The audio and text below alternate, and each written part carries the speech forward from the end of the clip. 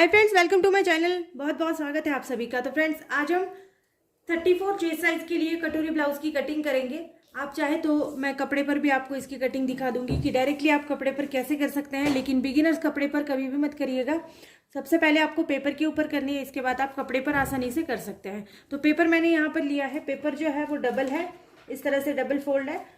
दोनों भी पार्ट हम एक ही साथ में अलग करेंगे। तो इसके लिए सबसे पहले आपके ब्लाउज की जितनी भी हाइट है, आपको उसमें 1 इंच एक्स्ट्रा मिलाकर मेजरमेंट लेनी है हाइट के लिए। तो यहाँ से नीचे टेप को इस तरह से रखेंगे और हाइट हम यहाँ पर 14 इंच अगर आपकी परफेक्ट हाइट है तो आपको 15 इंच के लिए यहाँ पर नाप लगाना है। 1 इंच आप एक्स्ट्रा यहाँ पर लेंगे। 34 साइज के लिए बना रहे हैं तो गले की चौड़ाई को आप 2.25 से 2.5 इंच के लिए रख सकते हैं। शोल्डर पट्टी की जो चौड़ाई है इसको भी हम 2.5 इंच से लेके 2.25-3 इंच तक रख सकते हैं। आर्मोल को आप 5.5 से लेके 6 इंच तक पूरा रख सकते हैं। 6 इंच रखने से थोड़ा सा कंफर्टेबल रहेगा, तो 6 इंच के लिए मार्क कर रही हूँ यहाँ पर। आप चाहे तो थोड़ा सा कम इसमें रख सकते हैं। अब देखो, यहाँ आर्मोल के लिए इस तरह से हम निशान लगा देंगे।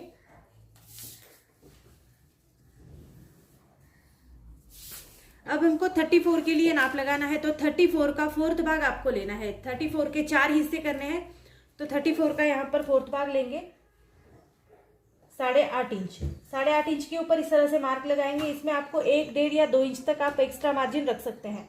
मैं इसमें 1.5 इंच के लिए मार्जिन रख रही हूँ, तो मैं यहाँ पर 10 इंच के लिए मार्क लगा रही हूँ, 10 इंच। अब देखो, नीचे की साइड जहाँ पर आपने हाइट को पूरा नाप लिया है, वहां पर भी आपको कमर का 4था भाग प्लस 1.5 इंच के लिए मार्क लगाना है। अगर आपको ये याद ना रहे तो जैसे आपने ऊपर 10 इंच के लिए मार्क लगाया है, तो नीचे 1 इंच कम करके लगाइए। ये थोड़ा सा आसान होता है। तो यहाँ पर देखो 1 इंच कम लेंगे, तो सपोज 9 इंच के लिए यहाँ पर मैं मार्क लगा रही हूँ। यहाँ पर आप कमर का 4था भाग प्लस 1.5 इंच के लिए भी नाप लगा सकते हैं। अब ये वाली साइड हम इस तरह से तिरछी जोड़ेंगे। इस तरह से आपको जोड़ना है। इसके बाद आपको यहाँ पर बैक साइड के लिए आर्महोल के लिए नाप लगाना है। तो 1.25 इंच का बैक साइड का आर्महोल लगाएंगे और 1/2 इंच का फ्रंट साइड का आर्महोल लगाएंगे। तो 2 मार्क आपको यहाँ पर करने हैं। पेपर को आप इस तरह से थोड़ा सा घुमाकर ले लेंगे और आपको इसको राउंड शेप देना है। तो सबसे पहले बैक पार्ट वाला जो आपका आर्महोल है, इसको आपको राउंड शेप देना है।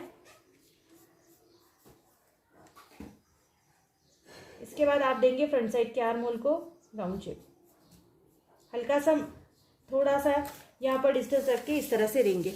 अगर आपको किसी भी तरह की जो है शोल्डर उतरने का प्रॉब्लम है, तो यहाँ पर आप 1/4 इंच का मार्जिन लेंगे, जैसे 2 लाइन्स या 3 लाइन्स के लिए। ठीक है, तो मैं यहाँ पर 3 लाइन्स के लिए डॉट दे रही हूँ और इस वाले डॉट से इस वाले डॉट तक आपको तिरछा गिन लेना है। ये इस तरह से लगेगा। अब यहाँ से नीचे फ्रंट साइड की भी मार्किंग हम इसी के ऊपर कर रहे हैं। तो फ्रंट साइड के लिए यहाँ से नीचे मार्क लगेगा। आपका जितना भी परफेक्ट आने वाला ब्लाउज होगा उसका गला आप नाप लीजिए। जितना भी आपने गला नापा है उतना पूरा आपको लेना है। इसमें कुछ भी घटाना बढ़ाना कुछ नहीं है। तो मैं यहाँ पर ले रही हूँ 6.25 इंच के लिए। 6.25 इंच के ऊपर मार्क कर देंगे। देन यहाँ से भी हमने जितना ऊपर लिया था उतना ही मार्क यहाँ पर लगाएंगे। तो ये मैंने 2.25 इंच के लिए लिया था, तो मैं 2.25 इंच के लिए ही लगा रही हूँ।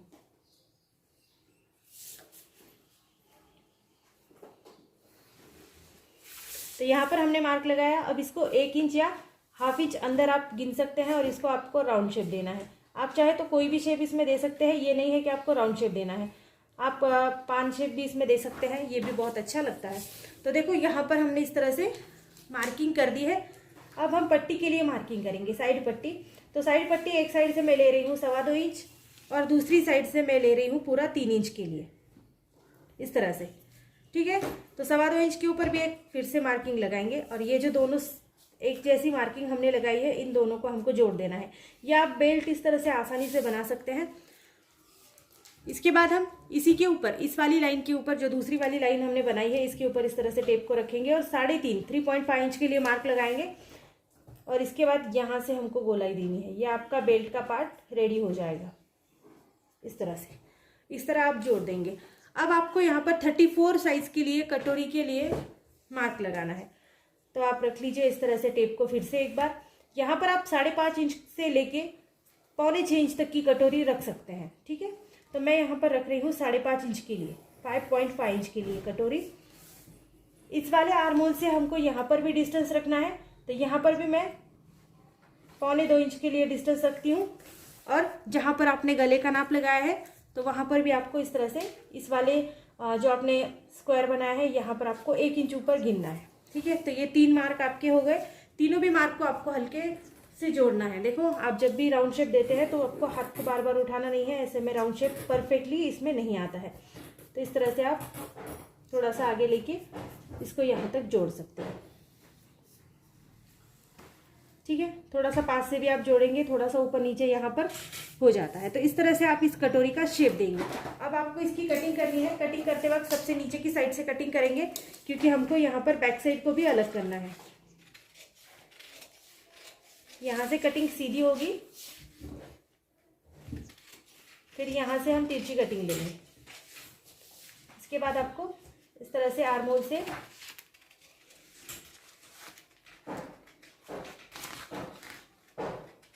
बैक साइड वाला आर्म होल कट कर रही हूँ और यहाँ तक आपको कटिंग कर देनी है। और इसके बाद आपको बैक साइड को पूरी तरह से अलग निकालना है। तो देखो, बैक साइड को हमको अलग निकालना है, इसमें हम कुछ भी नहीं करेंगे। अब फ्रंट साइड के लिए कटिंग करेंगे। तो सबसे पहले आपको फ्रंट साइड का आर्म होल कट करना है।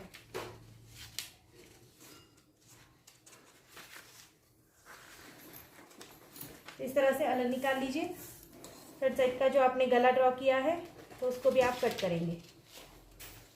पेपर कटिंग बस आपको रखकर इसके बाद ब्लाउज के ऊपर कटिंग करनी है, कुछ भी इसमें करना नहीं है। पेपर कटिंग अगर आप परफेक्टली करते हैं तो ब्लाउज की कटिंग कहीं से भी गलत नहीं होती है। अब यहाँ पर बेल्ट के पार्ट को भी अलग करेंगे। अब कर देंगे कटोरी के पार्ट को अलग। देखो, कटोरी भी कट करते वक्त आपको आपने जैसे भी राउंड शेप दिया है ऐसे ही आपको इसको कट करना है।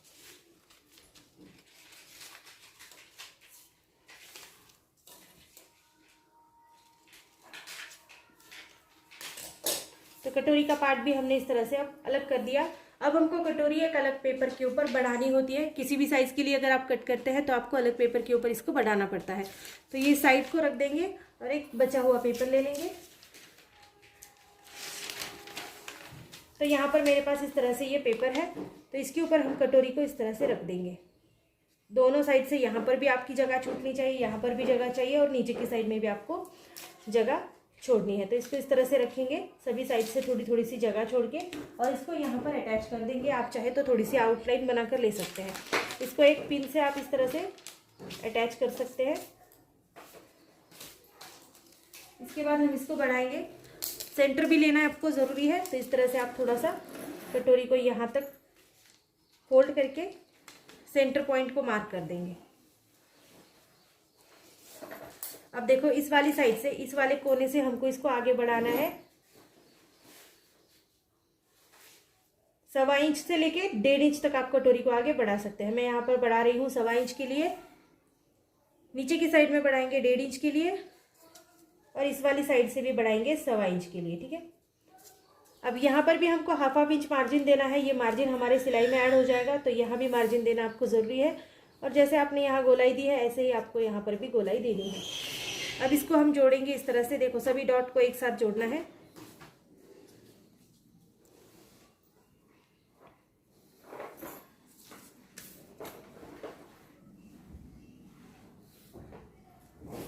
अब इस वाली साइड से हम यहाँ पर राउंड शेप देंगे। जैसे यहाँ पर हमने दिया था ऐसे ही हमको राउंड शेप देना है। बहुत ज़्यादा आगे से मत दीजिएगा, बहुत बड़ी कटोरी हो जाएगी। तो इस तरह से हम देंगे यहाँ पर जॉइंट। ठीक है, तो इस तरह से हमारी कटोरी आगे बढ़ गई है। अब हमको जैसे हमने मार्क किया है ऐसे ही हमको कट करना है।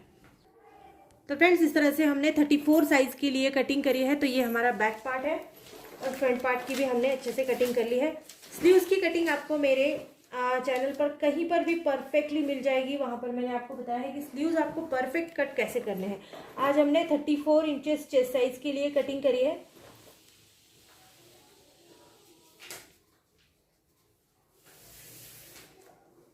सो फ्रेंड्स, अगर आप चाहते हैं कि स्लीव्स की परफेक्ट कटिंग मैं वापस से एक बार डाल दूं तो भी आप मुझे मैसेज करके बता सकते हैं, मैं आपको स्लीव्स की परफेक्ट कटिंग भी यहाँ पर बता दूंगी। सो फ्रेंड्स, वीडियो कैसी लगी आप जरूर बता देना। अगर वीडियो आपको अच्छी लगती है तो चैनल को लाइक शेयर सब्सक्राइब जरूर कर देना, और नेक्स्ट वीडियो जरूर देखना, वहाँ पर भी मैं आपको अलग अलग साइजेस की कटिंग, स्टिचिंग और ब्लाउज के जो है बैक पैटर्न और स्लीव्स की भी अलग अलग डिजाइन में आपके लिए डालती रहती हूँ। So thank you friends, video को पूरा देखने के लिए। Thank you so much.